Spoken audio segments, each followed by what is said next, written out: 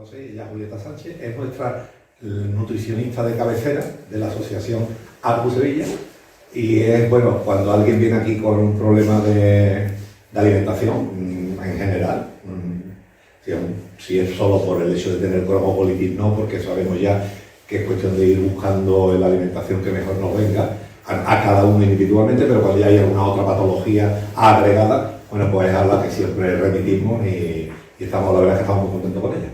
Y bueno, pues nos va a hablar aquí un poquito de alimentación y enfermedad inflamatoria intestinal, y yo espero que todos aprendamos un poquito más de lo que sabemos. Gracias.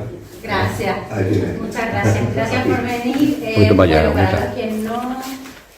los que no me conocen. Ahí, perfecto. Perfecto. Para los que no me conocen, yo soy Julieta, soy chilena, soy nutricionista y trabajo con ARPU hace ya un año y algo.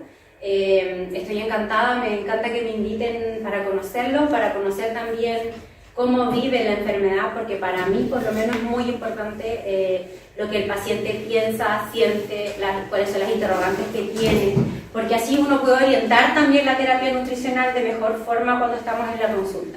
Así que muchas gracias, Pepe, por la invitación, encantada como siempre de estar aquí acompañándonos.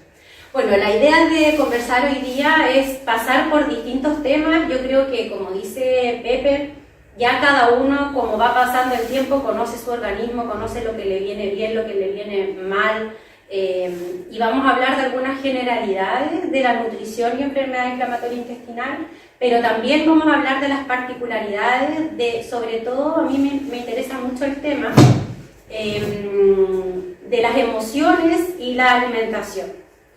Yo, además de ser nutricionista, tengo un doctorado en psicología, que no por nada llegué a eso. Creo que todo lo que tiene que ver con la alimentación en general tiene un componente psicológico muy importante, y en enfermedad inflamatoria intestinal en particular mucho más. Pero en general la alimentación y la psicología son dos disciplinas que se cruzan mucho.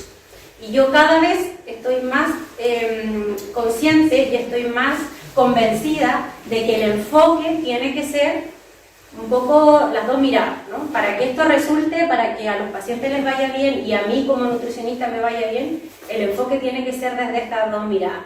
Y se los cuento porque también yo como nutricionista tengo muy claro que muchas veces los médicos, las enfermeras y nosotras mismas no tenemos esa mirada integral entre la psicología y la medicina. Y yo creo que eso hace una diferencia desde el punto de vista de la calidad de vida del paciente, de cómo se sienten atendidos también, y eso por supuesto que influye en la adherencia a la dieta o a los consejos nutricionales que nosotros podamos dar.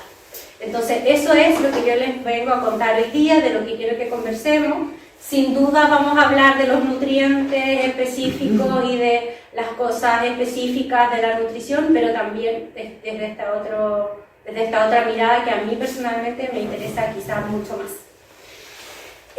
Dicho esto, quisiera partir por contar o por comentar que en general la alimentación se define como un hecho social.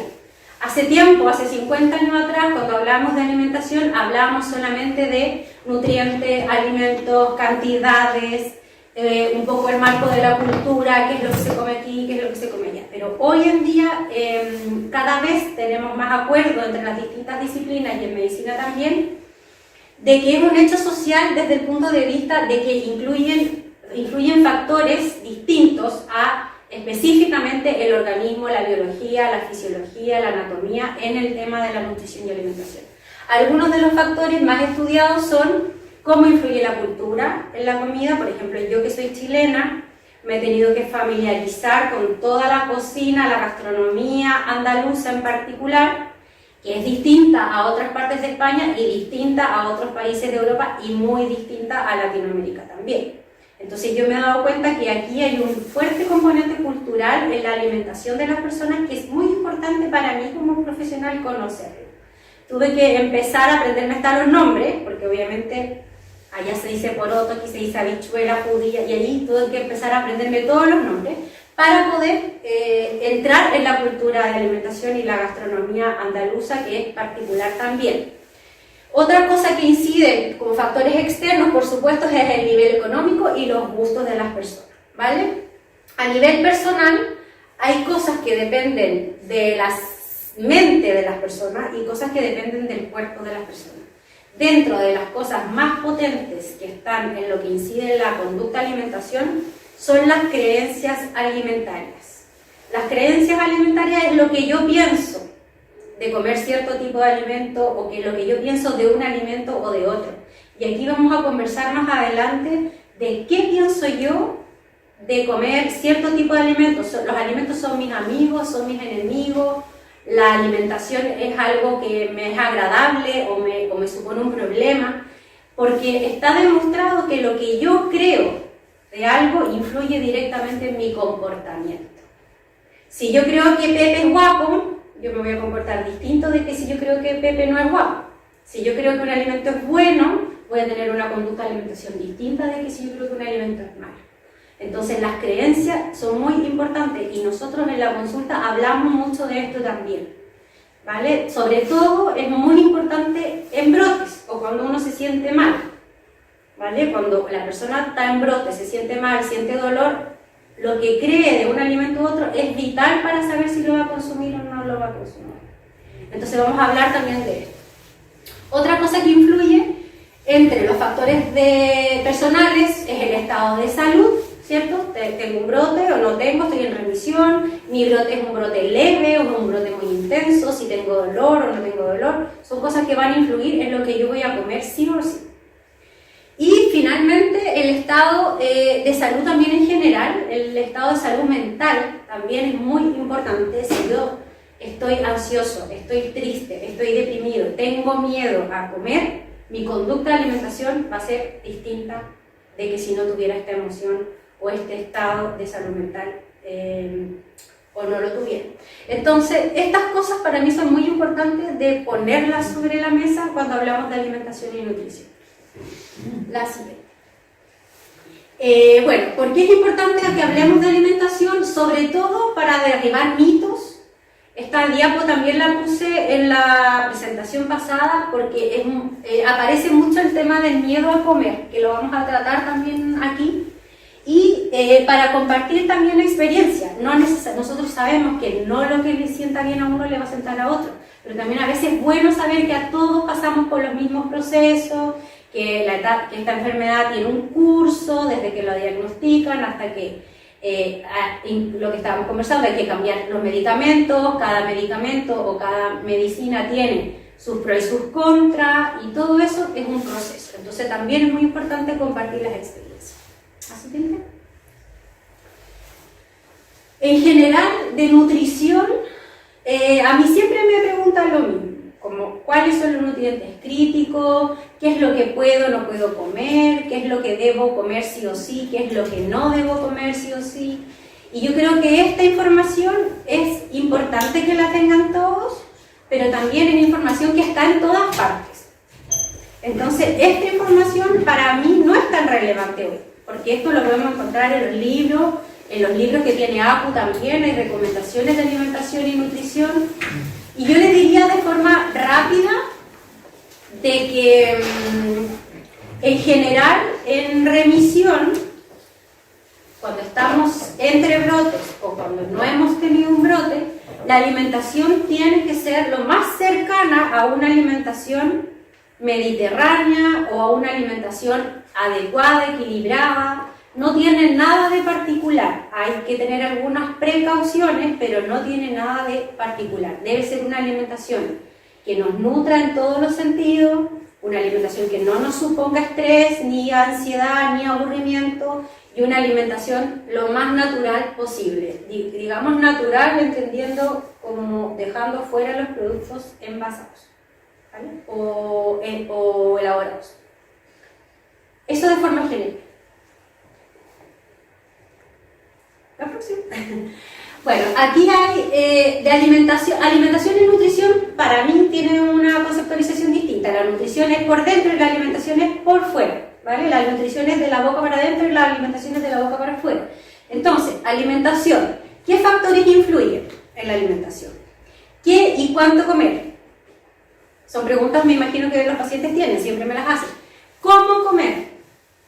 ¿Por qué comer? Y la que yo siempre les hago a los pacientes, ¿para qué comer? No sé si han pensado en esto. Vale, lo vamos a conversar entonces. La siguiente. Bueno, yo les puedo decir qué comer en términos de lo que dice la literatura científica, lo que dicen las revistas, los artículos, lo que dicen los profesionales de la salud y de la nutrición. Nosotros en general nos guiamos, como sanitarios, nos guiamos por recomendaciones mundiales para enfermedad inflamatoria intestinal. Hay guías de alimentación y nutrición para enfermedad inflamatoria intestinal. En la consulta normalmente aplicamos estas guías. En general, si van con un especialista que se dedica a esto, es un protocolo que se sigue dependiendo de lo que uno vaya, la información que vaya obteniendo del paciente. Si está en brote, si no está en brote, si tiene alguna otra deficiencia, si viene con anemia, si viene... o también sus características, si es vegano, si es vegetariano, si come de todo, etcétera, etcétera, nos va a permitir a nosotros adaptar estos protocolos. Pero yo siempre le digo a mis pacientes en la consulta, esto es como una escala. Hablando de brote, por ejemplo, o hablando de una intolerancia transitoria, o de alguna otra patología que se asocia a enfermedad inflamatoria. Hay gente que tiene enfermedad inflamatoria, la tiene controlada, pero viene porque tiene SIBO, o porque tiene intolerancia a la fructosa, o porque le han diagnosticado celiaquía además. Entonces, en esos casos, y en los casos de brote, es un protocolo que hay que seguir. Entonces yo siempre les digo, vamos a poner una pauta, que es una pauta, la pauta 0, digamos, que es la pauta más estricta, la dieta más estricta, y después vamos a ir agregando cosas conforme vayamos avanzando en el protocolo y conforme se vayan sintiendo mejor o vayan disminuyendo los síntomas. Pero si ustedes no hacen esto, es muy difícil que yo pueda avanzar a la próxima etapa. Entonces, pareciera que fueran recomendaciones generales, pero la verdad es que es un trabajo muy personalizado, muy personalizado. O sea, a mí me cuesta dar recomendaciones generales y por eso les voy a contar lo que dicen las recomendaciones generales de las guías internacionales, para que ustedes las sepan. A lo mejor ya las saben, a lo mejor ya se las dijeron, pero las podemos repetir acá. En general, lo que se recomienda para la enfermedad inflamatoria intestinal es una dieta antiinflamatoria que tiene características como es alta en omega 3. El omega 3 está en... ¿Y dónde más? Vale, el aceite de oliva. ¿Y dónde más? Frutos secos. Frutos secos, perfecto. Esas son las principales fuentes de omega 3. El omega 3 como tal viene en el pescado preparado, listo. Y el cuerpo lo puede elaborar a partir del omega 3 de frutos secos.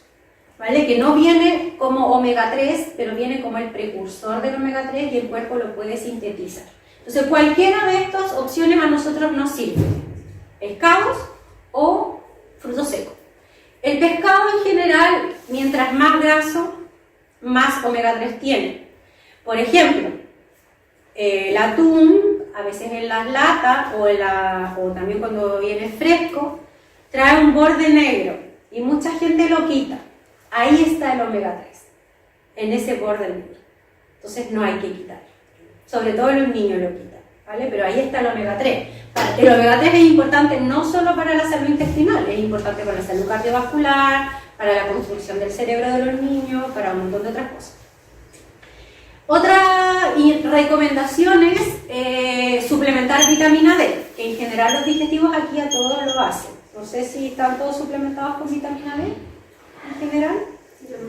¿No? Normalmente sí. Normalmente sí. Por lo menos sobre los todo que... si tiene tratamiento con corticoides. Sobre todo cuando tienen tratamiento con corticoides, pero en general se recomienda vitamina D no solo por el aporte no por los huesos solamente, sino que también porque tiene una función a nivel de la regeneración del intestino, del epitelio. Usa vitamina D para mantenerse activo, permeable, etc. Y en general sí, cuando no lo comen, normalmente es porque los indicadores también de sangre o la analítica dice que no es necesario, pero de forma preventiva también lo hacen. En general yo lo veo en la consulta que si los pacientes están suplementados. Hay cosas específicas dentro de la nutrición. Bueno, hay que ver también, siempre revisar la analítica de anemia, sobre todo en la colitis ulcerosa, donde se producen sangramientos a veces ocultos o a veces no ocultos, a veces evidentes. Entonces hay que ir mirando también distintas cosas. Y también, como recomendaciones específicas, es muy difícil y no hay consenso respecto del uso, por ejemplo, de la fibra, de cuánta fruta comer o cuántas verduras comer, o si incorporar mucha fibra o muy poca fibra. No hay consenso. La verdad es que hay estudios que dicen que sí, estudios que dicen que no, estudios más grandes que dicen que sí, estudios más grandes que dicen que no, pero es muy difícil tomar un consenso. Y por eso la cantidad de fibra, por ejemplo, nosotros la evaluamos caso a caso. Hay gente que genéticamente tiene una digestión lenta, o tienen estreñimiento, como dicen los pacientes, genéticamente. Son estreñidos los pacientes, son estreñidos los padres, los abuelos, los tíos, etc.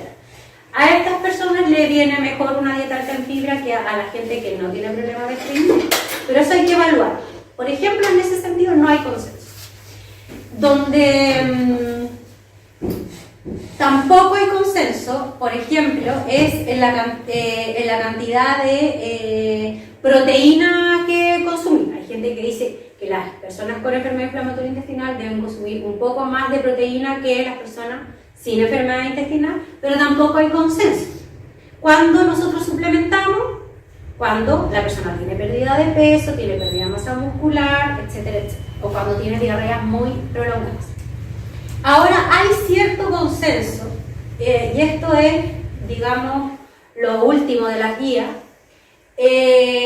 por ejemplo, en utilizar kéfir en colitis ulcerosa en remisión. Se ha visto que espacia los brotes, ¿vale? Y que son brotes menos agudos, por ejemplo, pero es algo muy específico. Y también que hay kéfir, porque hay kéfir con lactosa, sin lactosa, hay kéfir de coco, hay kéfir de leche de vaca, etcétera, etcétera, ¿vale? El kéfir, ¿saben todos qué es? ¿Qué es? Pues un yogur fermentado. Es como un yogur. Adelante, adelante. Es como un yogur fermentado. ¿Pero qué hace la diferencia entre un yogur y un kéfir? Porque eso se hace con uno. Que el yogur está rico. El kéfir también. Eso depende de las personas. La bacteria con la que se hace, claro, la bacteria con la que se hace uno y otro son distintos. Y el kéfir se hace por una bacteria que se llama kéfir la bacteria, o el conjunto de bacterias, porque no es una sola, ¿vale? En Chile le dicen yogur de pajarito, no sé aquí cómo le dicen. ¿Al kéfir? Al kéfir, yogur de pajarito, que es un yogur que se hace es más artesanal también el proceso que el otro. Y se le llama yogur de pajarito. Y se ponen estas yogurteras con cierta temperatura, etcétera, etcétera. Bueno, el kéfir, por ejemplo, está comprobado que en remisión en colitis ulcerosa sirve para mejorar la salud intestinal y para despaciar los brotes. Pero hay que tener cuidado. O sea, yo he visto personas, colegas incluso, que lo indican en brotes de colitis ulcerosa. Porque pone que en colitis ulcerosa sí y en enfermedad de Crohn no hay que usarlo. Pero hay que usarlo específicamente en revisión. Porque en brote, como está la flora intestinal alterada, incluso puede provocar un sobrecrecimiento bacteriano, o que estas bacterias que nosotros estamos agregando a través de los fermentos pasen al torrente sanguíneo y se produzca una infección encima del brote que normalmente tiene. Entonces es una indicación que hay que tener cuidado. Menos, ahí. Que hay que tener cuidado. Por ejemplo, también en enfermedad de Crohn está comprobado que utilizar la dieta FODMAP, que tiene otro origen, la dieta FODMAP es para tratar la intolerancia a la fructosa. Los pacientes con enfermedad de Crohn en remisión y en brote andan mucho mejor. En colitis ulcerosa no se ha visto ni bueno ni malo, no se ha visto nada, pero en enfermedad de Crohn sí. Entonces, alguna de las indicaciones, yo también lo he hecho en la consulta, es pacientes con enfermedad de Crohn en brote se pone la dieta FODMAP aunque tenga el examen de intolerancia a la fructosa negativo. ¿Vale? La gente me dice, ¿pero por qué me está sacando los frutos oligosacáridos si no? Porque hay un gran porcentaje de acuerdo en términos de los consensos de la guía y que puede mejorar la sintomatología. Y después la fructosa se vuelve a reintroducir, que no queda así para siempre, ¿vale? Entonces también eso es muy importante de ir sabiendo, y está bien que ustedes cuestionen o que pregunten, porque hay mucha información tanto. Yo creo que una de las cosas más complejas con las que tengo que lidiar en la consulta es con la cantidad de información que los pacientes llevan. ¿Sí? Una pregunta. nuestro caso, el paciente con colitis ulcerosa tiene 8 años. Entonces, el introducir ciertos alimentos a esas edades nos cuesta mucho trabajo. En el caso del kefir, cuando esté en remisión, lo podemos enmascarar el sabor con algo, porque es verdad que nosotros el tema de los yogures y demás naturales nos cuesta muchísimo que él se los tome. ¿Hay algo que le podamos echar al kefir para que él se los tome sin notar? Porque no queremos probar nada sin saber si le puede hacer daño. Claro. Es que bueno, tendría yo que evaluarlo un poco más, sobre todo si es un niño, ¿vale? Pero en general sí se puede. Si están en remisión y, por ejemplo, tienen un estado nutricional normal, se puede poner azúcar, un poco de miel, sin problema, ¿vale? Pero en general esas indicaciones específicas tendríamos que verlas más en particular. Bueno, y esto de la dieta FODMAP, por ejemplo, es nuevo, porque la dieta FODMAP es relativamente nueva. Entonces se ha visto que quitando cierto tipo de fructooligosacáridos o cierto tipo de carbohidratos de la fruta y las verduras, mejora la sintomatología en pacientes con brote en enfermedad de Crohn. Ahora, ¿esto es por los fructooligosacáridos o es porque en general se disminuye la fibra? Porque al quitar evidentemente mucha fruta y mucha verdura, el paciente come menos de lo que estaba comiendo, que no sabemos todavía, ¿vale? Lo que sí es importante es hablar con el paciente, decirle que esta dieta es mientras tiene el brote y que tiene que volver para reintroducir la fructosa poco a poco, luego de que esté mejor. Lo más importante es, creo yo, una valoración por el experto. O sea, yo creo que cuando uno tiene dudas o cuando uno tiene, digamos, cierta preocupación por salir adelante en una situación en particular, lo mejor es preguntar. Y además, también yo le digo a los pacientes, no tienen por qué hacerlo todos solos. A veces uno ya tiene suficiente con todas las cosas que tiene que hacer en la vida, en la... Ya no hay masilla, no hay masilla. ¿Ah? Que ya no hay masilla, no te preocupes. Ah, ya. Uno ya tiene que estar preocupado de suficientes cosas como para tener que ponerse a investigar por uno mismo qué puedo comer, qué no puedo comer. Bueno, para eso estamos nosotros. Para decir, mira, tú olvídate de esto, yo te doy una pauta, tú sigues esta pauta y olvídate. Y vuelves en un mes más y reintroducimos y vamos viendo. O sea, eso también es importante. No tienen por qué hacerlo solos. Porque es complicado, porque un error les puede costar caro también. Caro en términos del dolor y de que el brote se extienda más, etcétera, etcétera. Entonces, si hay personas que estamos capacitadas en esto, la idea es que podamos estar en contacto, en comunicación. Sigamos. Bueno, esto es lo que yo les decía que son las guías clínicas de nutrición para enfermedad inflamatoria intestinal, las guías ESPEN, que están publicadas en las revistas científicas y en general esta es la información que nosotros consideramos para el abordaje de los distintos momentos de una enfermedad inflamatoria intestinal en la consulta. ¿Qué es lo que dice esta guía? Bueno, es información bien general y habla mucho más de los brotes que de la alimentación normal o de la alimentación en remisión. Vuelvo a repetir, por ejemplo, que no se usen probióticos en enfermedad de Crohn, que el lactobacilo, específicamente una cepa, una flora de probiótico en colitis ulcerosa en remisión se ha visto que es beneficioso, que se pueden usar fórmulas orales para complementar la alimentación en caso de pérdida de peso, ahí indica cuáles, que en brotes, por ejemplo, que son brotes muy agudos, que normalmente lo hacemos, en los hospitales es suspender la alimentación oral y poner fórmulas parenterales. Son indicaciones que la vitamina B12 debe ser suplementada en personas que tienen restricción de hilo en general. Son recomendaciones generales y que sí de forma común están puestas estas indicaciones en los pacientes, por lo menos los que yo veo. Perdona, ¿no probiótico en la enfermedad de Crohn no es bueno? No es bueno en brote, o sea, es perjudicial en brote y en remisión no hay ningún efecto, no se ve ningún efecto. Pero después es bueno, ¿no? Sí, pero estando ya estable, ¿es bueno tomarlo? No hay efecto, no se sabe. Nada, ¿no? No hay información. Son los pro, ¿no? Probióticos. Cápsula, digamos, suplementación oral de probióticos, no se ha visto ningún beneficio. Que mucha gente lo usa por prevenir, por ayudar, por contribuir, pero la verdad es que yo en general no lo indico mucho. Y recesión del hilo en vitamina B12, eso no me lo han dicho ellos. Yo tengo recesión de hilo. Bueno, lo que dice la guía en particular es que mayor de 20 centímetros de resección tiene que suplementarse vitamina B12, que es inyectable en realidad. Sí, como bien, ¿no? Pero no sé cuántos centímetros tiene, porque va... Me va a quitar el hilo entero y 80 centímetros de delgado. Sí. Vale, entonces... Claro, que no me han dicho nada de... En general sí, eso es lo que dice el guía. Ahora, lo que probablemente también pasa es que te va monitoreando la vitamina B12 en sangre. Y si es que está normal, pues no, pero indica así. Porque me la hayan visto en las analíticas, ¿no? Claro, que te lo hayan visto en la analítica. O sea, si tuvieras la analítica comprometida, lo más probable es que tuvieras suplementación. Pero en general lo que se dice es que a todos los pacientes se debería suplementar. ¿Vale? Porque la vitamina B12 se produce en el estómago y en la primera porción de... ¿Qué alimentos pueden tener B12? Sí. Es que no se absorben. Entonces, por eso hay que... Las carnes tienen B12, pero es que no se absorben. Ese es el problema. Que aunque consumas... No, Claro, da igual.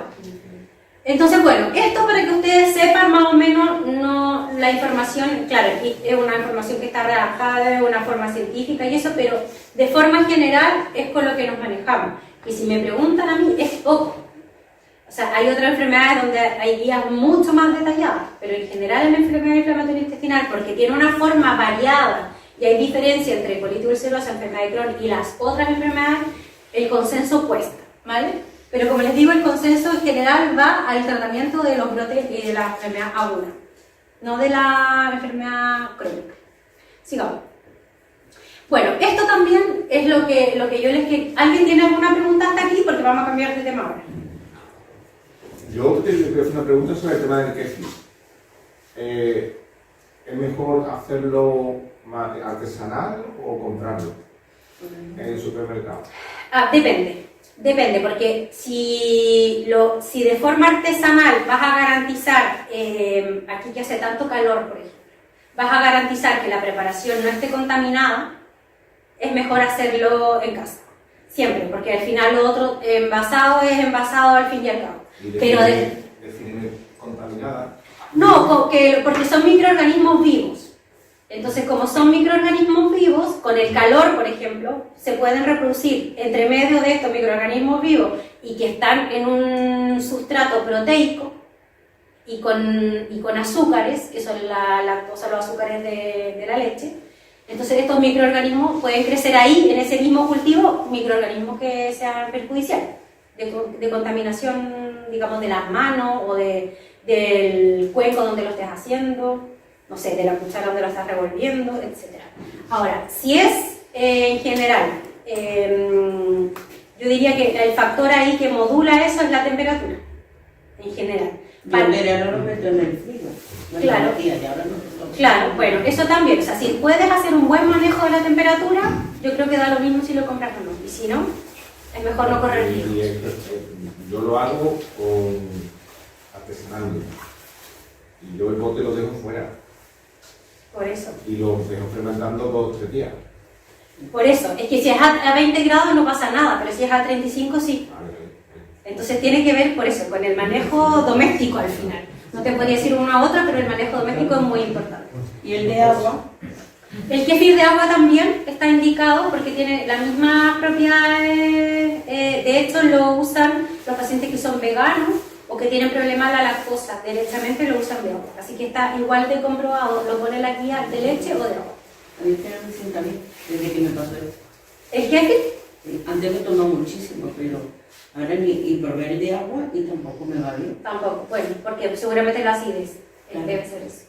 Pero cualquiera de los dos, claro, lo que pasa es que el kéfir de leche también alimenta más, ¿vale? Pero también es una opción, si nos fijamos en los probióticos, específicamente en la carga de probióticos, da lo mismo uno u otro, porque la bacteria es la misma, ¿vale? ¿Algo más? Sí. Antes has hablado de dieta antiinflamatoria. ¿Eso se refiere, por ejemplo, a quitar el gluten? Porque a mí quitar el gluten me ha servido, pero los productos que son sin gluten están repletos de aceites refinados, almidones. Entonces no sé cómo podría quitar el gluten y a la vez comer pan o algo así, o pasta. Vale, esa es una muy buena pregunta. El gluten siempre es controversial. Yo, personalmente, soy de la idea de no quitar nada si no hay diagnosticado una intolerancia específica. Esa es mi postura. Pero hay muchos pacientes que me dicen, yo no voy a comer gluten aunque tú me lo digas, entonces ponme una dieta sin gluten. Y en esos pacientes hacemos esas adaptaciones.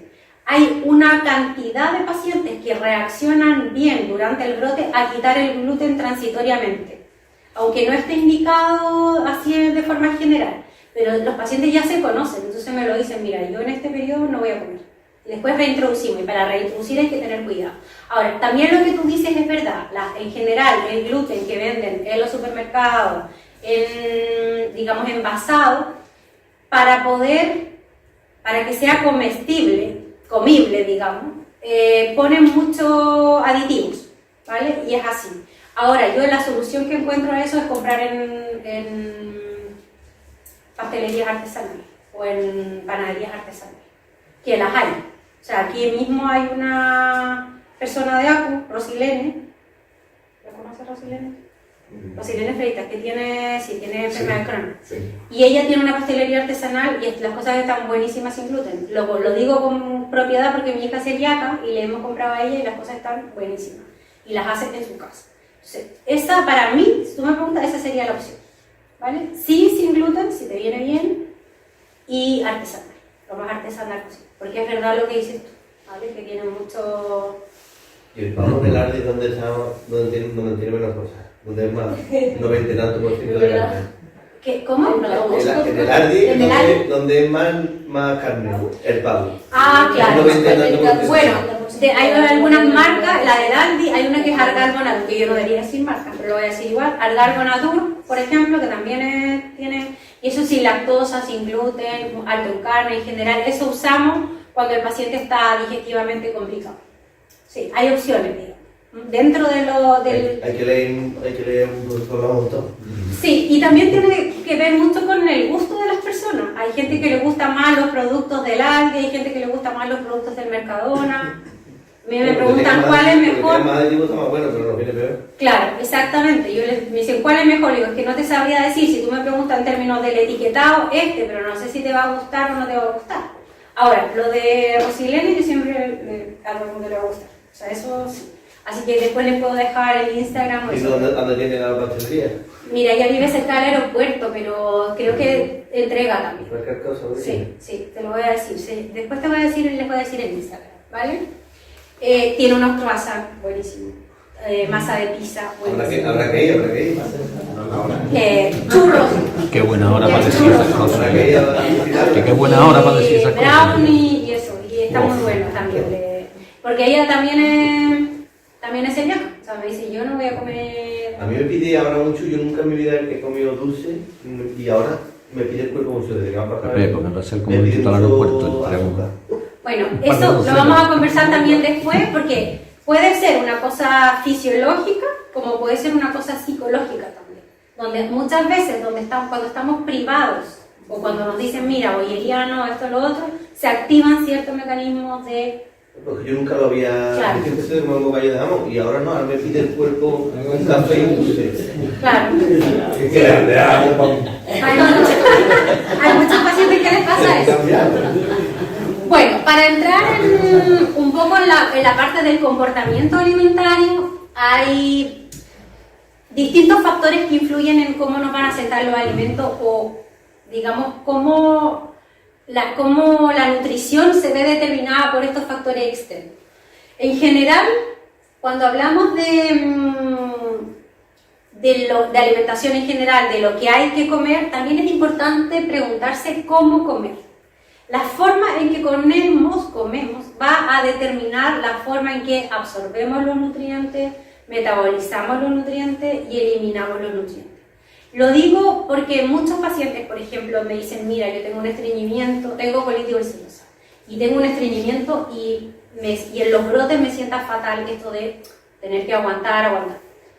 Y yo le pregunto, ¿vas todos los días al baño? No. ¿Te sientas todos los días en el baño para poder ir al baño? No. O sea, también es una cosa conductual. No, porque vamos corriendo, porque sabemos que nos va a doler, porque no tomamos agua, porque hay un montón de cosas y no siempre es la enfermedad. Entonces, cómo comemos también va a determinar en gran medida nuestra salud intestinal. Si comemos hablando, si comemos caminando, si comemos mirando lo que siempre decimos, no solo los niños, los adultos, los dispositivos, no medimos cuánto comemos ni cuán rápido comemos, etcétera, etcétera. Si comemos justo antes de dormir y nos vamos a comer con el estómago lleno de comida, eso metaboliza mejor, más gases, peor, más gases, más lenta la digestión, etcétera, etcétera. Se secreta más ácido clorhídrico porque eso está más tiempo en el estómago y eso influye directamente en cómo van a pasar los alimentos hacia abajo en el tubo digestivo. Entonces, la cosa conductual de cómo comer también es muy importante. ¿Comentarios con respecto a esto? ¿Están de acuerdo, no están de acuerdo? ¿Se han fijado cómo lo hacen, cómo no? ¿Han visto en quién puede influir o no? Creo que en general comemos mal. Con la vida que llevamos, comemos mal. Si a eso le añadimos las personas, por ejemplo, que tenemos colitis ulcerosa, que somos ya muy nerviosos de por sí, nos sentamos ante un plato y lo devoramos. Aunque estemos en remisión, no hablo ya si estás tomando corticoides o estás con un tratamiento determinado, ¿no? Que encima el propio tratamiento te está exigiendo comer mal, comer en demasía y por tratar de tapar esa ansiedad que tienes tan tremenda con los corticoides, ¿no? O sea que sí, yo creo que en general somos unos pacientes que comemos mal. Comemos mal por lo mismo que estás comentando, ¿no? El tema psicológico, la propia enfermedad, los medicamentos, una serie de factores que te obligan, que te hacen que comas mal. Estoy de acuerdo. ¿Alguien más piensa eso? Y comemos delante del televisor, que da la noticia y ya la digestión malísima. Yo me he puesto un contador de tiempo, porque yo comía muy rápido, entonces empecé con 10 minutos, me ponía una cuenta atrás de 10 minutos y empecé a comer tranquilo, saboreando, despacito, y ya voy por 15 minutos. Porque era horroroso. ¿En cuánto comías al principio? Pues ni lo contaba, pero decía a mi hijo, esto está caliente, y papá, tú no te quemas, yo me quemo. Era horroroso. Y un pollo recién sacado del horno, y ya. Bueno, el ansia ese, ¿sabes? Como ansiedad, ¿no? Y ya tengo mi contador, bueno, ya no lo pongo, ¿no? Pero automáticamente ya mi cabeza, ¿sabes? Que además disfruto más de la comida porque como si fuese la última comida que le van a dar preso. Me pongo así, digo, disfruto de la comida, ¿no? A lo mejor si no lo voy a comer más, ¿no? Es mentira, lo voy a comer la semana que viene. Pero perfecto, eso se llama alimentación consciente. Yo voy de menos por la mañana, el desayuno sí lo hago muy despacio, pero continuaba acercándose más la tarde, se ve bien la diapositiva. No me di cuenta, digo, tengo que echar freno, porque me sienta mal. Claro, si comes rápido te sientas mal. Pero eso también tiene que ver con que a veces uno amanece más relajado y en el día se va estresando. Se va estresando, van pasando los problemas y uno llega a la noche y ya.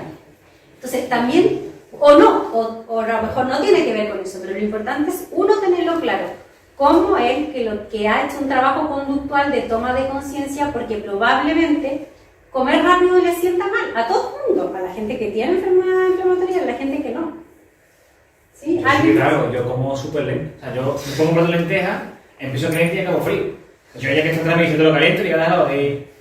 Tiene que poner desde siempre, pero con los helados, cuando los comía antes de podía me quedaban solo, pero la que de masticar, media hora perfectamente, un bocadillo, 30 minutos. O sea, yo cuando estaba ya de recreo digo que no puedo. ¿Y te sienta bien? Depende de lo que comas. Vale, pero en general, comer lento, ¿sientes que es bueno para ti? Sí, pero a mí me agobio porque cuando voy con la gente, por sobre con ella, me embulle, voy a los bares, y está ella así, y yo comiendo tranquilo, y ella mirándome y digo, bueno, pídete otra cosa. Déjame, que me deje, como dicen aquí, que me deje. Vale, perfecto. Yo lo que sí he notado es el desayuno. A mí me dijeron que tenía que dedicarle como 1 hora a desayunar.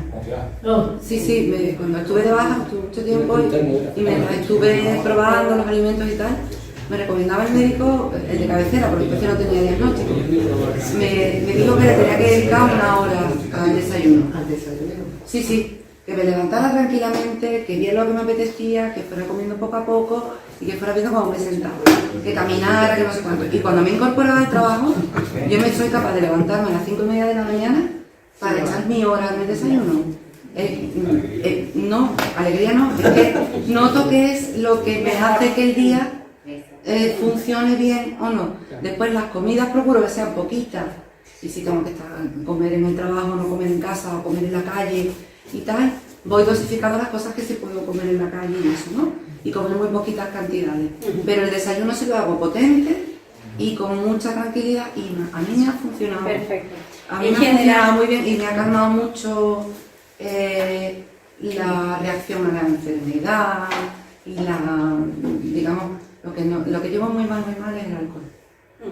No porque fuera alcohólica, sino porque me apetece tomar mi copita y el alcohol me siento muy mal. Entonces lo llevo fatal.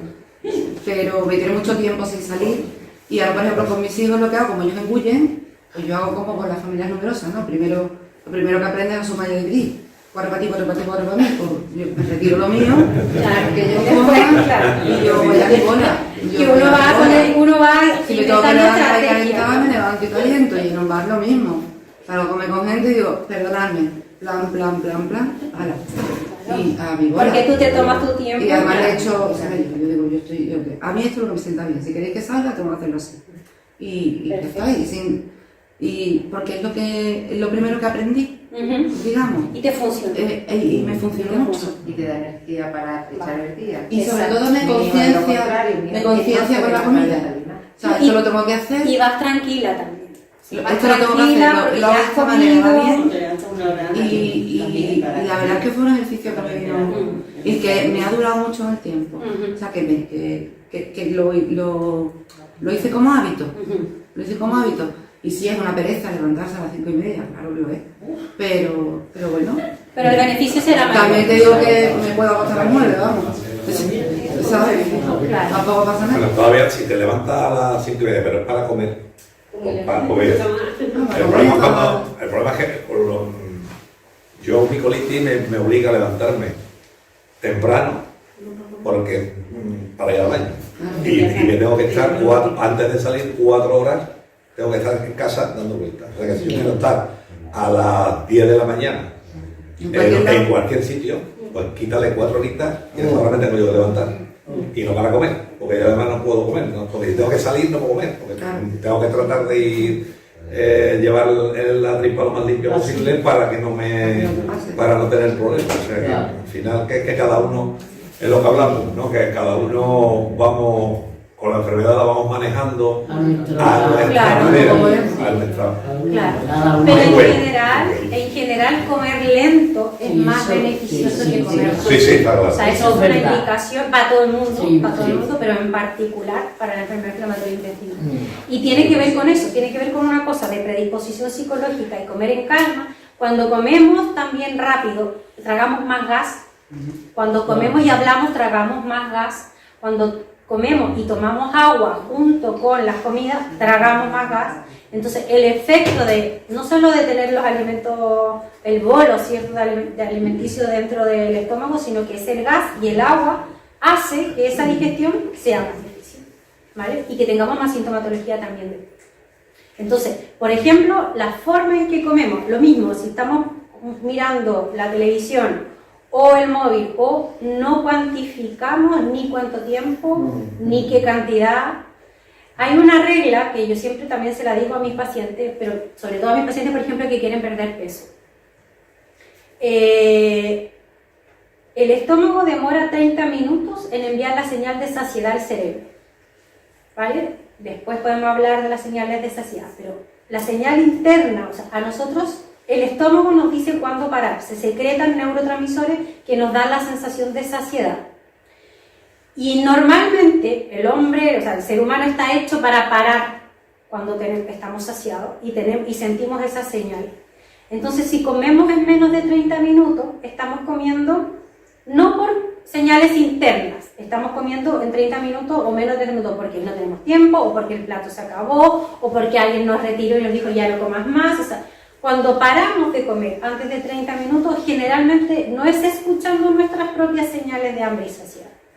Entonces se recomienda que la comida dure por lo menos 30 minutos para poder saber también cuál es nuestro límite. Las personas con enfermedad inflamatoria intestinal tienen el límite mucho más claro que las personas que no tienen, porque sobrepasar ese límite tiene consecuencias peores. Límite en términos de cantidad de comida, por ejemplo. Entonces, pero no todo el mundo tiene claro esto. Entonces, cuando la gente come rápido, normalmente se para de la mesa sin saber si está saciado o no está saciado, porque la señal no ha llegado. Se para de la mesa por otra cosa. Porque se acabó, porque se tiene que ir, porque se tiene que ir a lavar los dientes, porque alguien lo llamó, porque por cualquier otra cosa, pero que no es el reconocimiento de las señales internas de saciado. Entonces, bueno, la gente que tiene problemas para perder peso, por ejemplo, es gente que ha perdido la capacidad de reconocer esas señales de saciedad. Si yo le pregunto a esos pacientes, ¿dónde sientes saciedad? ¿O cómo sabes cuando tienes que parar de comer? Me miran y me dicen, bueno, no sé. ¿Vale? Eso, por ejemplo, los niños pequeños lo tienen muy claro, porque es algo con lo que venimos y que vamos perdiendo en el tiempo. Y para ustedes es muy importante tener claro eso, cuando yo estoy saciado para parar de comer y que no me siente mal. Muchas veces, a veces nos sienta mal lo que comemos, pero otras veces nos sienta mal la cantidad que comemos. Y eso los pacientes también lo dicen mucho. Yo sé que me tengo que comer 8 tomates cherry. Como me coma 15, mal. Y el tomate cherry es el mismo del 1 que el 15. O sea, no hay diferencia, sino que es la cantidad. Y eso, por ejemplo, yo en la consulta con los pacientes naranjas lo entrenamos mucho. ¿Dónde sienten las señales? ¿En qué parte del cuerpo? ¿Cuándo sabes que tienes que parar? No, yo paro cuando ya estoy por vomitar, es que no puede ser. Porque mucho antes de llegar a eso, tu estómago está enviando señales a tu cerebro, pero tú no las has sabido leer.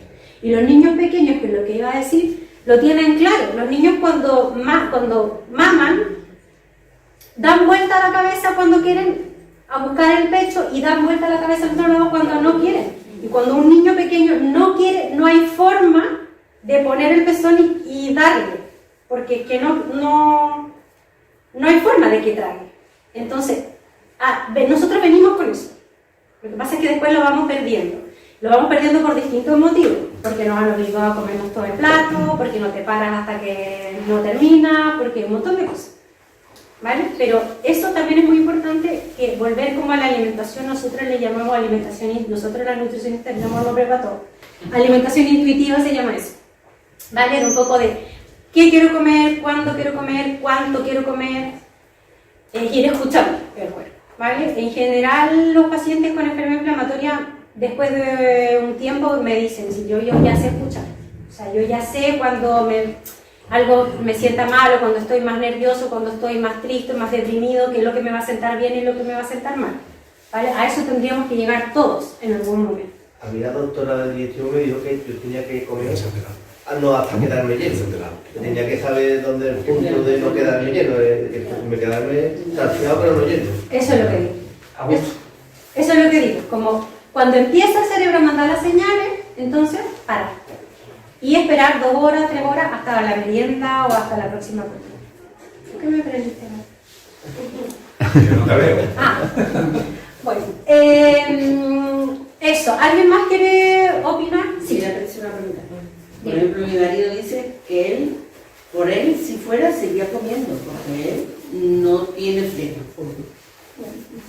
No tiene... Digo, el estómago te va a reventar. Claro, es que muchas veces pasa eso. Que se rebalsa, y literalmente cuando se rebalsa el gol. Ahora después está haciendo la digestión todo el día. Claro, y está malo y se tiene que acostar y no sé. Sí, bueno, claro, es que es así. Pero dice que no sé cuándo parar. Por ejemplo, en mi casa se comida normal, pero si sale barbacoa, por ejemplo, ¿no? Se hincha y su chiquillo va a reventar. Claro, no, hay gente que come unas cantidades. Es que el estómago no lo está lleno, dice. Porque me va agua, Pues carajo, yo lo veo comer y digo, me complemento. Claro. Después ya no come hasta el otro día. Claro, es que por eso, en general a todo el mundo se le sienta mal, pero la gente con enfermedad inflamatoria intestinal, que eso le puede costar muy caro, muy caro. Nosotros sí que reventamos. Claro, literal. Yo eso que tú estás diciendo del cerebro, eso que lo tengo interrumpido. Porque a mí no me ponen una señal. Yo estoy comiendo, ahora bien, yo tengo una ileostomía, ¿Qué es lo que ocurre? Lo que acaba de decir esta señora, que su marido come mucho hasta reventar, yo soy capaz de comer mucho pero sin reventar. O sea, yo como lo que haga falta, o sea, a mí me da igual. Le ponen la comida y yo como, que se acaba, bien, que no se acaba, yo sigo comiendo. Que por ejemplo, si Luis está a mi lado y le sobra media tostada, digo, Guillo, ¿te la vas a comer? No, a veces da tiempo. Y me la como, sí, o sea, que así que... Cuando tú tienes que poner a la bolsa un dispositivo que te Claro. Eso Eso tengo que tener es interrumpido porque no me llega esa señal, no me llega. Pepe, tú ya te habrás dado cuenta porque nadie se quiere sentar contigo en los convites y eso. Ahora me estoy dando cuenta. Ahora está agarrando los... Pero la gente también te quería estar a mi lado. Claro, porque no. Bueno, claro, es que no es que te interrumpa. La hilostomía. Sí, pero... Se me va... Claro, se llena, ¿no? Sí. Claro, porque la cantidad es mucha. Pero en el fondo lo que digo es que a muchas personas les pasa eso, que no es que tengan interrumpido, es que no saben reconocer las señales de saciedad. Lo mismo las señales de hambre. Hay gente que confunde hambre con ansiedad, por ejemplo. O aburrimiento, muy bien. O tristeza, o rabia, o confunden. Pero eso se educa al final. Se educa, se hace un trabajo y se educa. Mira, no es hambre porque comiste hace 30 minutos, hace 40 minutos. Hambre no puede ser, hambre fisiológica no puede ser. No, pero es que yo quiero comer y quiero tener algo en la boca y necesito masticar. Es muy parecido al hambre, pero hambre no es. Entonces, eso se trabaja. Y también se mira un poco las causas y eso. Pero lo que tú dices de no... Pero en el fondo, la ileostomía aquí no tiene nada que ver, porque la señal es más arriba. Quizás si no tuviera estómago, diría yo, bueno, alguien que se hizo un bypass, no sé, no, bueno. Pero en tu caso no, es solo educación. Educación. Sí. No tiene un poco educativo. Un poco es un mal educado. Un poco educado. ¿Alguien más quiere opinar algo? Sí, Cuando tú dices que, por ejemplo, si comemos y nos acostamos, se tarda más en hacer la digestión.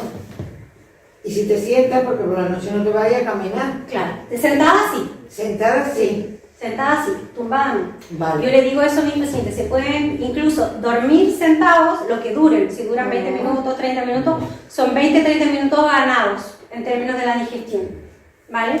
Y eso, ¿qué es lo que hace? Que en el fondo los alimentos ya queden predigeridos para ir pasando al tubo digestivo. Porque hay gente que por motivos, no sé, de trabajo o eso, come, se acuesta y me dicen, es que yo amanezco con la comida del mismo. Le digo, es que literal es eso.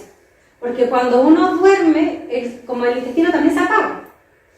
Entonces te queda ahí. Y entonces ácido clorhídrico mucha más probabilidad de gastritis, sobre todo si tienes una hernia o un problema en la válvula, eso refluye, esofagitis, ardor, o sea, hay muchas cosas que tienen que ver. Claro, hay gente que se toma un Almax o un omeprazol, le da igual, pero en el fondo eso se puede corregir con medidas que no son farmacológicas, con medidas mecánicas o conductuales. ¿Vale? A ver cómo te explico, mira. Yo es que resulta que como, ¿no? Me sacio y al rato, a la nada, yo no engordo, me puedo hartar de comer, se me viene el cuerpo abajo, empiezo a temblar. Entonces yo la achaco a comida y a lo mejor me como un bocadillo de jamón, pero yo tengo demostrado que yo creo que la comida no es... Yo creo también en paralelo un factor psicológico, ¿no? Pero quisiera saber de que pues, el médico me ha buscado mucho tiroides, o glucosa, y todo lo tengo correcto, pero no consigo, llevo muchos años, llevo mucho tiempo. Ahora también me ha dado un trombo en el pulmón que me ha juntado por dentro. Pero como me quedo saciado, ya tendría que estar incluso en el trabajo, en la vida diaria. Al poco tiempo empiezo a temblar. ¿Y comes mucha cantidad? Muchas veces he ido temblando, esto es serio, vamos, para con mi mujer digo, necesito comerme un secreto ibérico. loco mío, ¿Qué? se me ha calmado el temblor. Una carne muy grasa. Eso de hace mucho tiempo, grasa, pero me sentaba mal, porque cuando estaba con el crono y eso, era pechuga de pavo, pechuga se me viene el cuerpo abajo. Yo considero siempre que necesitaba grasa y eso, me la como, pero al poco tiempo otra vez. Y no sé yo si el factor psicológico influye tanto o es la alimentación. Mira, Nunca consigo estar. Sí, no sabría yo decirte qué pesa más, porque necesitaría que conversáramos un poco más, pero el factor psicológico para mí es siempre el número uno. Es el número uno. O sea, la comida y... Sí, ahora también hay cosas que son como, por ejemplo, cuando tú comes, toda la sangre de todo el cuerpo se redistribuye y va hacia el tubo digestivo. Eso quiere decir que el cerebro recibe menos sangre, por eso a la gente le da sueño, que las piernas, las extremidades reciben menos sangre. Por ejemplo, la gente cuando come, por ejemplo, corre más lento, por eso los corredores o la gente que hace deporte no tiene que tener comida en el tubo digestivo, o lo mínimo, digamos, para poder hacer deporte. Porque pasa eso, o sea, la sangre se redistribuye y va todo al centro, y las partes periféricas, cerebro, pies, manos, quedan con menos perfusión. Entonces, a lo mejor esa sensación de que como es justamente eso, es la sensación, a lo mejor tú eres muy sensible, de que la sangre no te está fluyendo lo mismo hacia el cerebro y te da la sensación de cansancio o de somnolencia, es como cuando baja la presión, esa es la sensación, ¿vale? Pero eso sí es fisiológico, es normal, a todo el mundo le pasa que hay gente que es más sensible, gente que no, pero el componente psicológico siempre, de hecho yo les pregunto a los pacientes, ¿eres muy nervioso? ¿En qué trabajas? ¿Tienes mucha presión? Yo te diría que la gente que he visto con los brotes más severos son autónomos, son profesoras de infantil o de la ESO, son profesiones así específicamente que tienen un nivel estresante, y también la personalidad de cada uno hace lo suyo, o sea, también, pero en general la asociación está. Y muchas veces también hablamos de esto, que los brotes no vienen por algo que comieron, vienen por una situación personal. A partir de una situación personal empieza el brote, que hay que tratarlo con una alimentación o que la duración del brote depende de lo que coma o no coma, sí, pero no viene porque comiste algo mal o porque comiste fuera o porque generalmente viene por algo que tiene que ver con lo psicológico, ¿o no? ¿A usted le ha pasado eso? Sí. ¿Alguien ha tenido un brote por algo que comió? No. Entonces ahí mismo viene la pregunta, ¿el miedo a comer de dónde viene? Si no se enferman por comer. Está muy claro. Está muy claro porque el comer lo asociamos con ir al baño. O sea, si tú al final comes, vas al baño. Mientras más comas, más vas. Entonces dice, la solución, por ejemplo, lo que he dicho, he comentado yo antes. Yo si salgo por la mañana, no comes. No como, porque sé que si estoy en la calle voy a tener brote, y yo no estoy en brote, estoy en remisión, pero yo sé que... Claro, pero vete a la consulta, porque eso tampoco es nada. De tener que ir al baño de urgencia. No, perdóname, igual no voy. Igual no voy, pero temo que lo que coma me pueda sentar mal. Yo, por ejemplo, si estoy en la calle, hasta que no sé que ya voy a ir para casa en breve, no como, procuro no comer nada. Claro, porque es que... Claro, la gente saca su cálculo. Claro, igual dice, ¿y si me sienta mal, qué hago? Solución, no como. Ante la duda, no como. Entonces espero llegar a casa. Pero eso es súper importante de hablarlo, porque por ejemplo, yo te puedo decir lo que puedes comer que no te va a sentar mal, si no estás en brote. Entonces, con tranquilidad, con conversarlo, con darle una y otra vez la vuelta, con ganar confianza, hay mucho trabajo que tiene que ver con eso. Es un poco lo que hacemos con las pacientes que tienen trastorno de la conducta alimentaria, que tienen miedo a comer, pero otro miedo porque van a engordar, pero es el miedo a comer, a no saber elegir bien o mal, a las consecuencias del acto de comer. O sea, es una cosa que es anticipatoria. Porque una vez te pasó y la gente no quiere volver a repetirlo. Tengo una paciente que tuvo un episodio de diarrea en el trabajo que para ella fue súper vergonzoso, no sé qué, no estaba en brote ni nada, pero fue una cosa puntual. Y claro, la trajo al marido porque no quería comer nada. O sea, había estado de baja, ahora tenía que volver a trabajar. Y el marido me dijo que yo necesito que tú la mires si tiene un trastorno de la conducta o no, porque es que no come. Está restringiendo mucho, está bajando mucho de peso, entonces dime si tengo que llevar a la psiquiatra o si esto tiene que ver con lo que le pasó o esto le fue un trauma, la llevamos al psicólogo, ¿qué hacemos? Porque es que no come nada en días. ¿Por qué? Porque se está preparando para volver al trabajo, que no quiere que le pase lo mismo. Entonces, es mucho de hablar, de conversar. Por eso yo les digo, no tienen que hacerlo solos.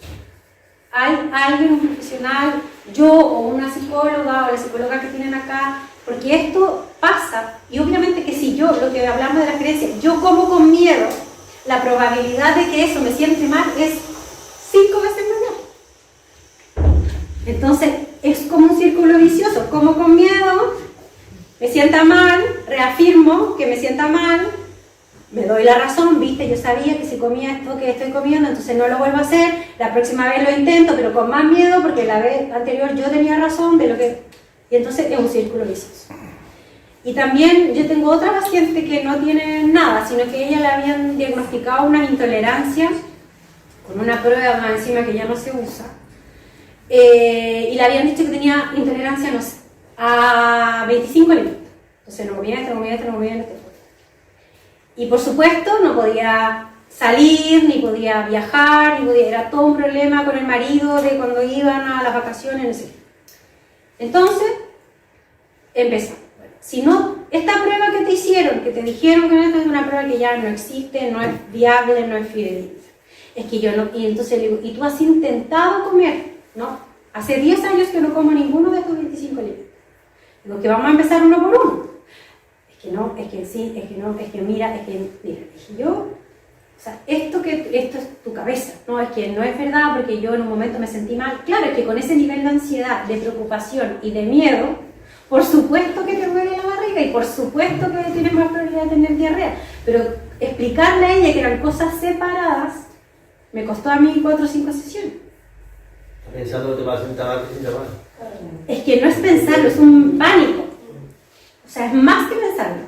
Entonces, pero bueno, el trabajo también de uno es acompañar, mira, vuelven 2 semanas más, vamos a introducir el arroz, después vamos a introducir el pan, el gluten, después vamos a introducir esto, lo otro, espaciado. Total que ahora se fue a Tailandia y me manda, mira lo que estoy comiendo, estaba feliz, yo más. Pero realmente fue un año. Fue un año. Entonces, y ella sin tener una patología digestiva diagnosticada. O sea, no tenía.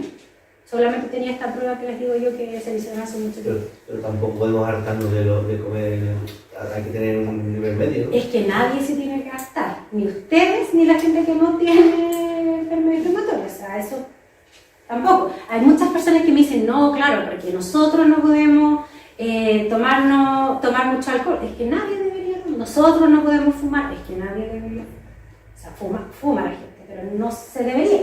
Entonces muchas veces también ponemos la enfermedad por sobre, o sea, le damos mucha importancia a la enfermedad en términos de lo que podemos y no podemos hacer y perdemos un poco la perspectiva de que la alimentación saludable debería ser lo mismo para todos, de que la importancia de hacer deporte es lo mismo para todos. O sea, también un poco como situar, ¿no? En brotes distintos, porque realmente yo sé y me consta que ustedes se sienten muy mal, pero en remisión también hay que flexibilizar, ponderar, evaluar, porque nadie debería hartarse, ni yo ni nadie. Entonces, al final es eso, en remisión la vida lo más normal posible y cada uno sabe más o menos. Yo también sé lo que me sienta bien y lo que me sienta mal. Ayer mi hija cocinó unos buñuelos, no sé qué, me comí uno que casi me moría el dolor de una fritura. No me lo debería haber comido, pero yo no tengo nada. Yo ya como casi, yo como de todo. Yo no. ¿Qué haces? Yo lo único que me sienta mal, lo he probado es la legumbre. Lo demás como todo. Claro. Y hay mucha gente que no come legumbres porque no come. Yo las como porque me gustan, pero lo hago una vez al mes.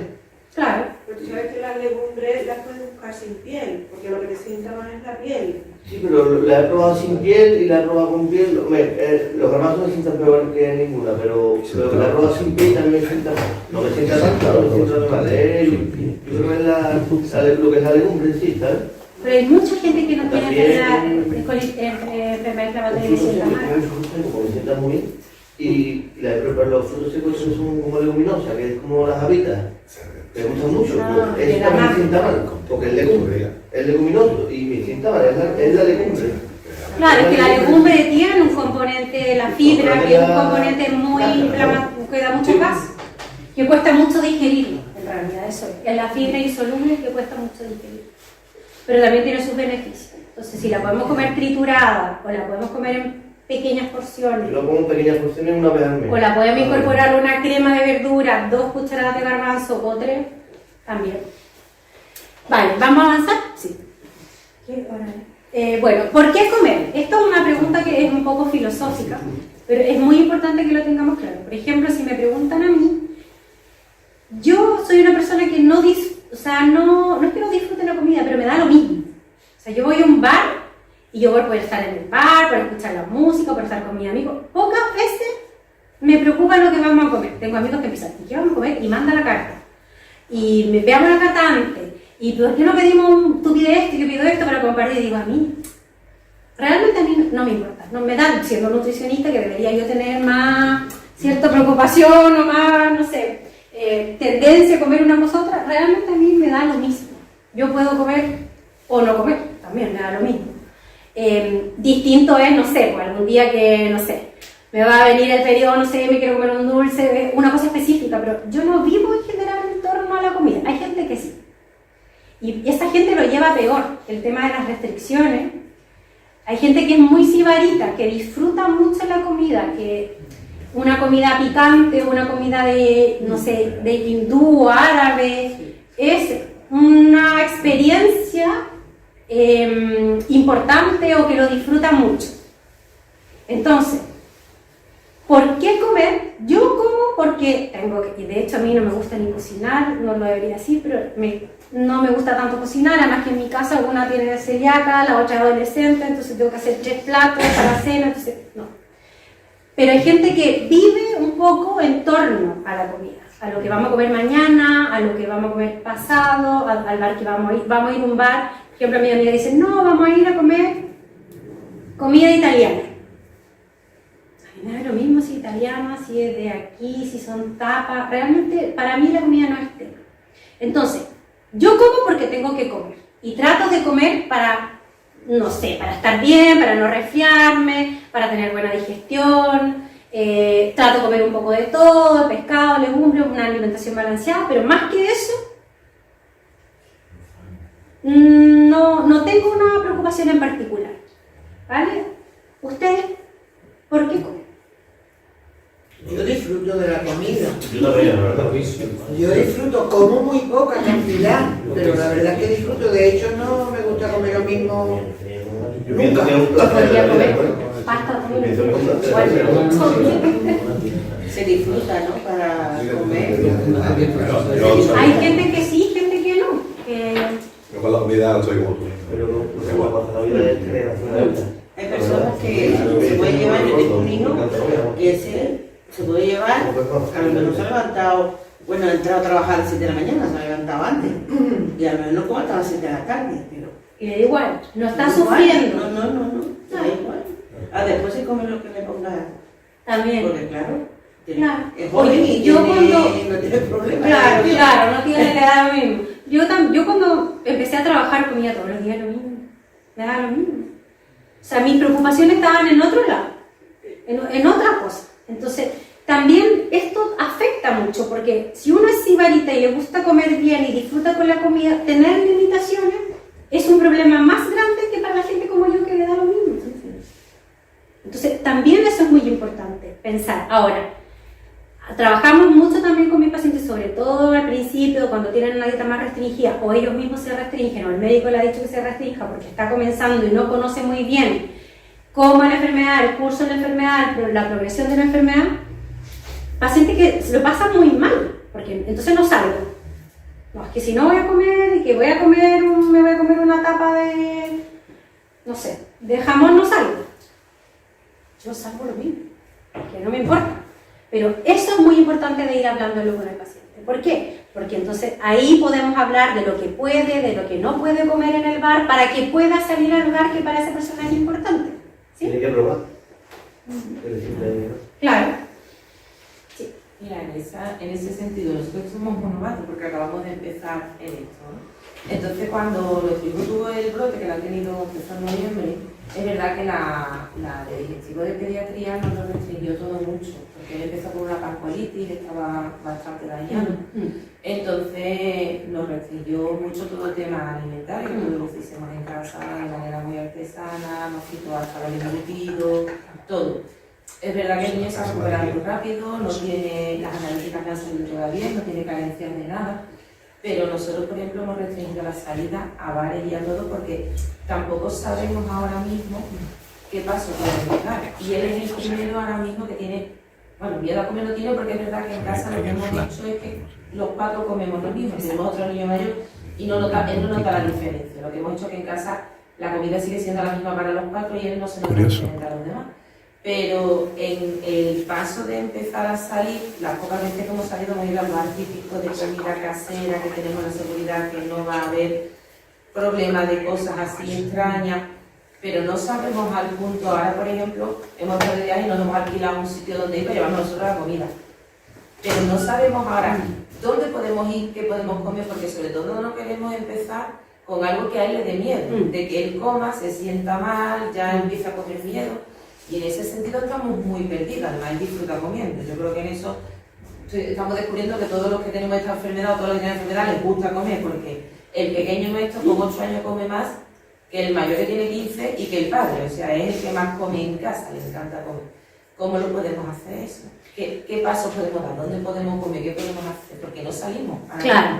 Bueno, ahí hay 2 cosas. Quizá una cosa en particular, a lo mejor la podríamos ver después o que vayan a la consulta y conversar sobre todo qué comer, más que dónde, qué. Pero también hay una cosa que es muy importante y que yo creo que nos pasa a todos al principio, que es, y hay que intentarlo, sobre todo con los niños, de no transmitir el miedo.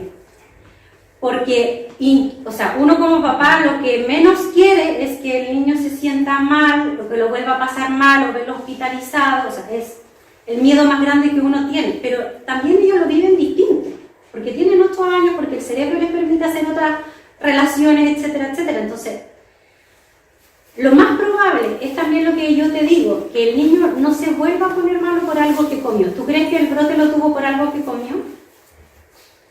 Como no sabemos por qué ha sido, Lo más probable, lo que te dice la gente aquí es que no. Entonces, no es que dé igual lo que coma o no coma, pero es muy poco probable que se le vuelva a activar un brote por algo que comió. Si ya pasó el brote, digamos, si ya está con el tratamiento y en remisión, como decimos nosotros, es muy poco probable que por llevarlo a un bar al niño le vuelva a pasar lo mismo.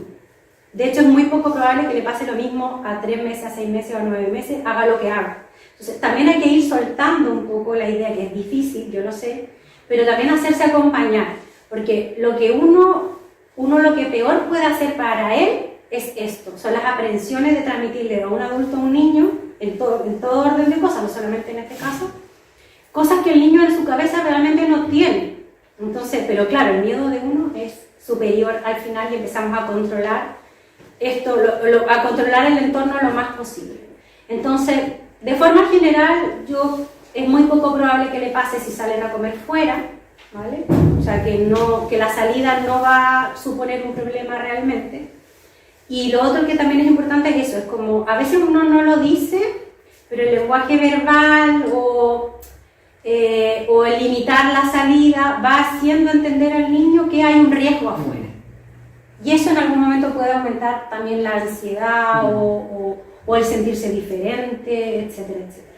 Entonces, lo que puede comer o no, a lo mejor si tú quieres puedes venir y lo podemos conversar para acompañarlo un poquito también porque están partiendo, pero la parte psicológica yo te diría que es más importante que lo que coma o no coma el niño, ¿vale? Sí. ¿Por qué se produce un brote? O sea, si yo lo supiera, estaría en Dubái, en un resort. Que la gente está diciendo, no es por acabar comida, vale. Las causas psicológicas son importantes, vale, pero si se produce un brote y no hay un momento de especial no se ven las causas psicológicas, ¿qué es lo que produce el brote? No se sabe. El brote lo produce la enfermedad que en un momento determinado tiene un pico y la enfermedad, ¿qué produce la enfermedad? Tampoco se sabe. Hay una serie de componentes ambientales, sociales, psicológicos. La alimentación está dentro del ambiente social y ambiental, ahí está metida, es un elemento más, pero evidentemente por la alimentación no te produce un brote. O sea, más propio que te produzca un brote, un estado de ansiedad. Conocemos personas que han tenido, ¿qué te digo yo? Un pico de azúcar provocado por una situación de ansiedad.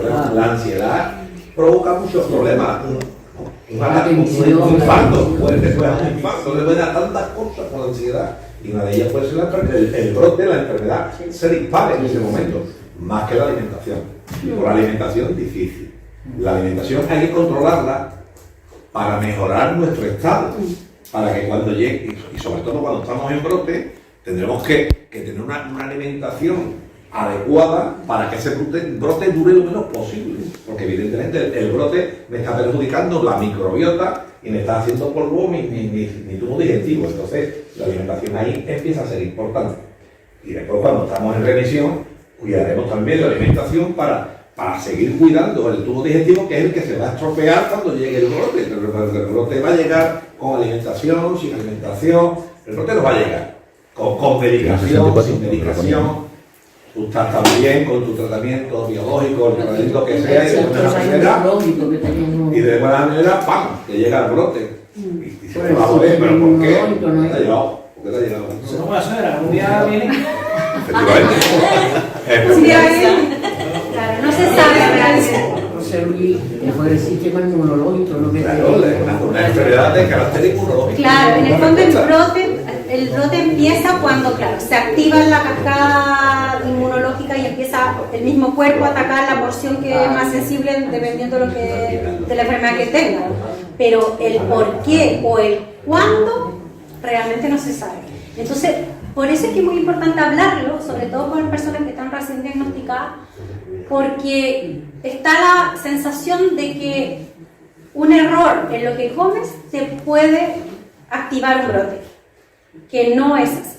O sea, lo que es al revés, o sea, estás en un brote, tienes que controlar la alimentación. O sea, la asociación entre brote y alimentación sí existe, pero no es primero la alimentación y después el brote.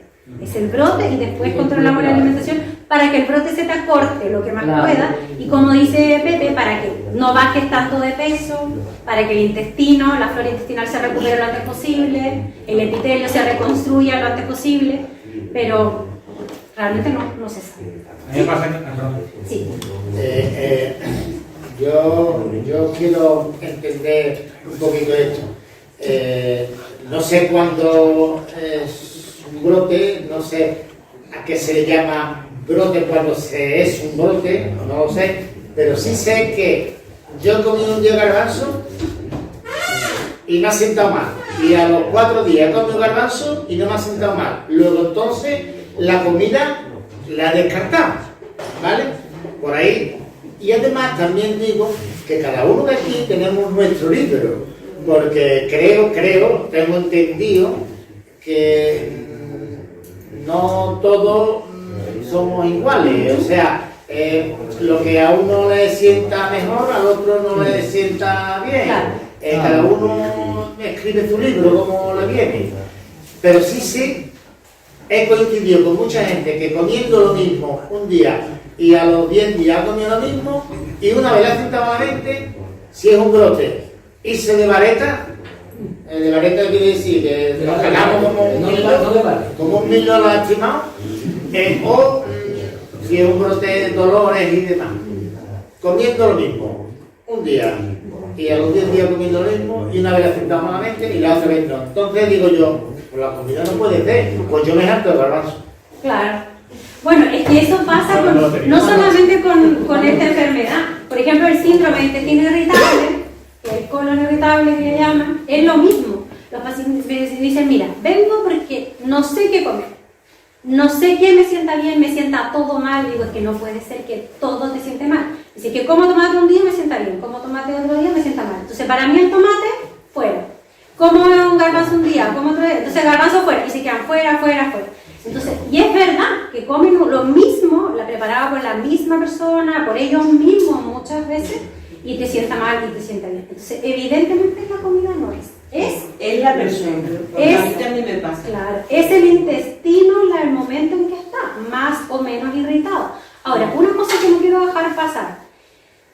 Lo psicológico tiene que ver con el intestino, todo el mundo está claro. Y a los mecanismos por los cuales la parte psicológica influye en la parte intestinal, cada vez están más claros. Al principio se decía era una cosa psicológica, como que fuera una cosa esotérica, como que si yo estoy en calma, mi intestino está en calma. Ahora no. Ahora se sabe que los neurotransmisores que se secretan del estrés, cortisol, adrenalina, son captados por el intestino también. O sea, el intestino también los lee. Entonces hay un eje que se llama intestino-cerebro que está muy de moda, que efectivamente habla de la conexión que hay entre una cosa y otra. O sea, no es un decir, no es un parecer, no es una cosa como te digo, media esotérica. No, hay cosas, neurotransmisores que están involucrados entre una cosa y otra. Y también está, por ejemplo, involucrado el nivel de estrés a través de la adrenalina, el cortisol principalmente en el tipo de bacteria que vamos a tener o no vamos a tener en el intestino. Así, o sea, hay bacterias que con el cortisol crecen más y otras que crecen menos. Y la flora intestinal modula un montón de cosas. Incluso hay estudios que dicen que la flora intestinal modula incluso la obesidad. Que teniendo un tipo de bacteria tienen más posibilidad de no bajar de peso, de acumular grasa, etcétera. Entonces, hay cosas que están en el microscopio, que no son una cosa que uno pueda decir, mira, yo lo he visto, pero no entiendo cuál es la relación. Que la relación está clara. ¿Tú querías hablar? Antes, sí, que yo siempre llevo muchos años con la enfermedad, llevo los variantes y comida de todo. Y era una época como de ansiedad, y yo llego a la carta y digo, a ver, me sienta mal, y yo ya voy pensando, sea lo que sea, digo, me sienta mal. Carrillar, me sienta mal, me sienta mal.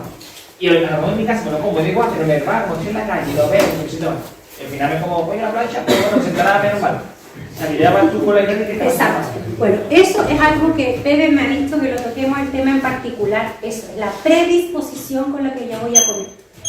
Que a lo mismo te sienta mal en el bar porque tiene más ajo, porque tiene más cebolla, porque tiene más pimienta, que a lo mejor no lo preparas, el bar no lo prepara como lo preparas tú, es lo mismo, es pollo o es carrillá, pero no es exactamente lo mismo. Y es verdad que aquí, a mí me ha pasado también en general en la consulta, que la alimentación de Andalucía es una alimentación muy irritante. O sea, el tomate, el pepino, la cebolla, el ajo, todo lo hacen el refrito con eso, todos esos alimentos son irritantes. Tú quitas la cebolla y se te va a solucionar la mitad. Pero que aquí la gente me mira y me dice, yo te cocino, los elementos que has dicho son los del gazpacho. Ya, no claro. Los del gazpacho. Exacto, o del pisto, o pimiento. Todo eso es irritantísimo. O sea, en una dieta antiinflamatoria todo eso alimentos fuera. Entonces la gente me dice, claro, ¿y yo cómo hago la señora? ¿Y cómo hago el refrito? ¿Y cómo hago la...? Que podemos inventar con puerro, le digo, yo podemos inventar con zanahoria para que no se enoje, pero en estricto rigor, quitando eso, te saca un problema de encima. O sea, en los brotes lo primero que hay que hacer es quitar eso y un par de cosas más. Entonces, eso nosotros le llamamos una dieta antiinflamatoria o una dieta liviana o una dieta sin residuos, dependiendo. Yo soy tolerante a la fructosa y me dijo una nutricionista, me dijo que no puedo comer cebolla, porque te das una cucharadita.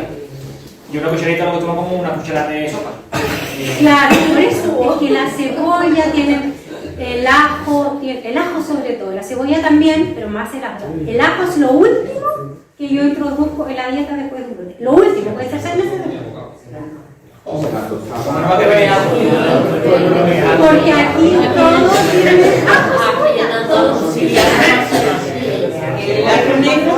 lo mismo. Ajo en polvo, mira, y que la gente se enoja, y me dice, claro, es que vamos. Y yo, ¿qué te puedo decir? Que eso es lo a mí me lo dice y me quedo con la pared, vamos. Claro. Porque aquí un sofrito eso. Claro. Ajo, cebolla, zanahoria. No, pimiento, fatal. pimiento. Sí, para afuera, pimiento. Y crudo. Pero vamos a ver, no desanimarse. Eso es cuando estás en brote. No me van a invitar más. Eso es cuando estás en brote. En brote. Ya está. El brote hay que ser, se come lo imprescindible. Salir de eso. Yo el brote, vamos. Cuando mi hija está en brote, le pones papas, zanahoria y pollo. Una gotita de aceite y Yo en brote soy más aburrido que tú comiendo. ¿Qué tal? Más aburrido, yo no salgo de Yo me lo paso bien con otras cosas. También hay que aprender a cambiar el foco. Claro. Que no puedo comer, bueno, Pues ya está. puedo hacer todo esto. Claro. Entonces, si quitas todo eso que estás comentando, ¿a qué se le llama entonces dieta mediterránea? No, pero la dieta mediterránea, claro, la dieta mediterránea, las características de la dieta mediterránea son antioxidantes del vino y de la fruta y la verdura, omega 3 del pescado y de los frutos secos, fibra en general, pero claro, por eso es que también es súper importante esto, las recomendaciones que son generales para toda la población no necesariamente son recomendaciones que le van a sentar bien a todo el mundo. Yo siempre digo, por ejemplo, la gente que tiene hipertensión tiene que tomar sal, la mitad de sal, o una sal que es especial, que es con potasio en vez de sodio, que es lo que hace que aumente la presión del sodio. Venden una sal que es mitad sodio y mitad potasio, por ejemplo. Y a la gente le baja la tensión porque en realidad en vez de comer 1 gramo, comen medio. Y sí se ve. La gente que tiene insuficiencia renal es veneno tomar potasio, porque el potasio se elimina a través de la orina. Y la gente se puede morir, porque puede hacer un infarto derivado de la acumulación de potasio, que produce mucho espasmo muscular. Entonces, claro, lo que te sienta bien a ti no te sienta bien, es que es así. La dieta mediterránea en general es lo más saludable que hay. Pero, si estás con un brote, no. Entonces, por eso es que es importante preguntar, yo creo, la asesoría, la consulta nutricional, para tener claro esto. En Chile, por ejemplo, no se come tanto pimiento ni ajo. Cebolla sí se come, pero tampoco tanto. O sea, hay muchas casas donde se cocina así. Entonces, cuando en Chile yo decía, bueno, usted tiene síndrome de intestino irritable, quitar cebolla, ajo, y se muere. Vale. Pero aquí es terrible, porque es parte de la cocina tradicional, lo que hablamos de la cultura. Entonces, también depende de donde tú estés. Claro. Lo que haces, o lo que puedes pedir, o lo que la gente también... Hay gente que me dice, mira, yo no estoy dispuesta. No estoy dispuesta a dejar de cocinar, de comer tomate, no sé qué. Vale. Pero entonces, en vez de 2 meses, te va a tardar 8. Ya te dije. Claro. Mientras se llega a la meta, igual. Claro, y mientras la gente diga, no, yo en mi casa, porque no voy a hacer... ¿Verdad? Cada uno tiene su motivo. Yo cumplo con decir, mira, si tú quitas esto, en 2 meses te pones. Bueno, si no, 8, 28, quita el pelo, seguimos conversando de otras cosas, mientras tú sigues comiendo tu refrito. Yo llevo un mes con brote y le digo, oye, mira, que me debo de sangrar, ¿eh? Y yo no sé ni con la cebolla y el pimiento de la sangre. ¿Ves? ¿Pero que me debo de sangrar? Quítalo y te vas a acordar de mí. Porque ya no lo cogemos. Claro. Bueno, eso es otra cosa también, que a mí me llama mucho la atención lo que acabas de decir tú. O sea, gente que está sangrando 1 y 2 meses, o 3, y no preguntan. Que Bueno. Sangrar no es normal.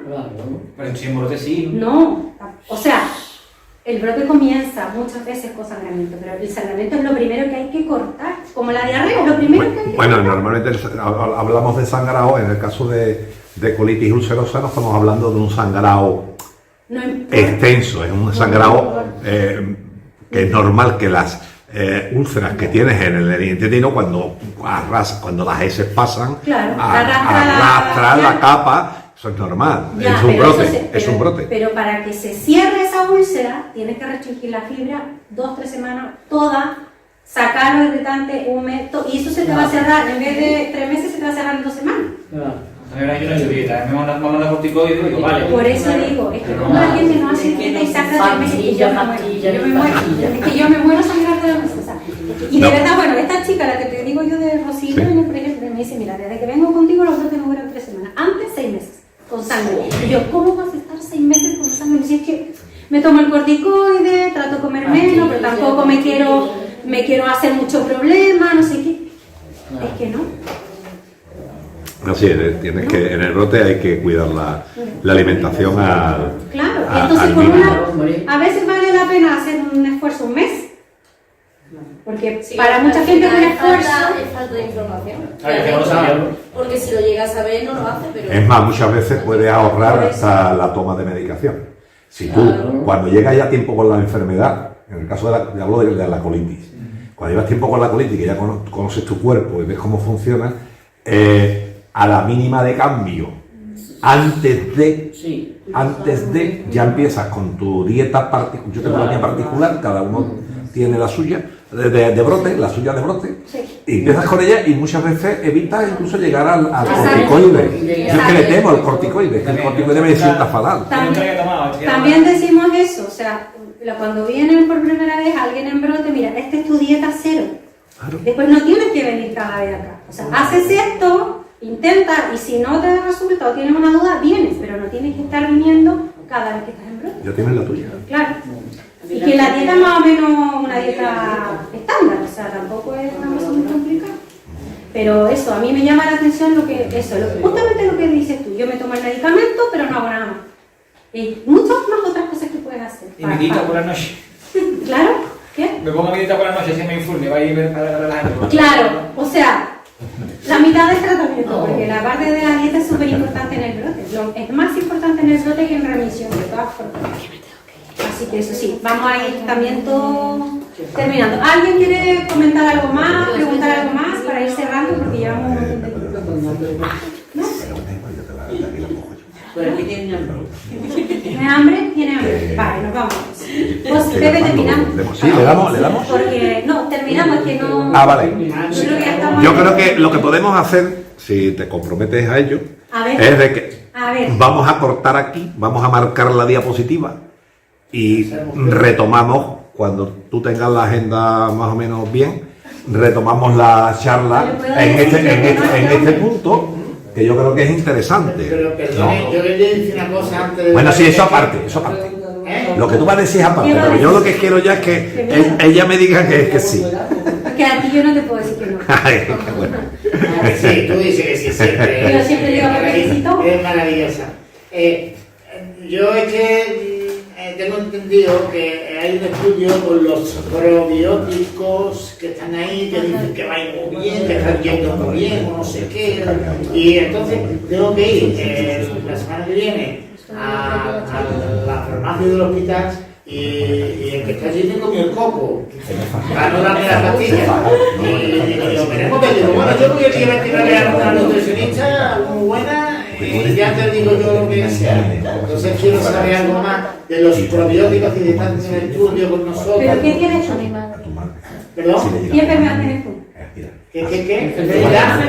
Enfermedad que tengo de digestivo. Pero llevo todo lo que lleva alrededor del Crohn. Uveitis, la piel, las extradigestivas. Todo las extras. Yo soy el completito. El de libro. El paciente de libro. Bueno, lo que yo te decía es que en Crohn no hay nada, no hay ni efecto ni positivo ni negativo. Probablemente por eso están haciendo el estudio por los probióticos, a ver si encuentran algo. Está demostrado en colitis ulcerosa en remisión. Colitis ulcerosa, no el Crohn. El Crohn no se sabe, no hay información. Vale, que no es perjudicial, pero tampoco. Sí, ya. Vamos a mandar a comprar a todos los. Para ayudarle caña. Mira, dijo mi nutricionista. Bueno, para que quede grabado, lo que hemos dicho, cortamos la charla aquí, por falta ya de tiempo, porque nos está yendo ya la hora, y retomamos próximamente la charla en este punto. Ya cuando me comente Julieta que día tiene libre, ya lo comunico y seguimos aquí. Yo creo que hemos echado un rato, creo que bastante interesante y fructífero, y que todo el mundo ha tenido la posibilidad de preguntar cosas, y eso lógicamente lo que preguntamos, nos enteramos de cosas, pero a la vez alargamos la charla, entonces se quedan cosillas atrás, pero bueno, como tenemos tiempo lo podemos seguir haciendo. ¿Os parece entonces? Bueno, pues muchas gracias.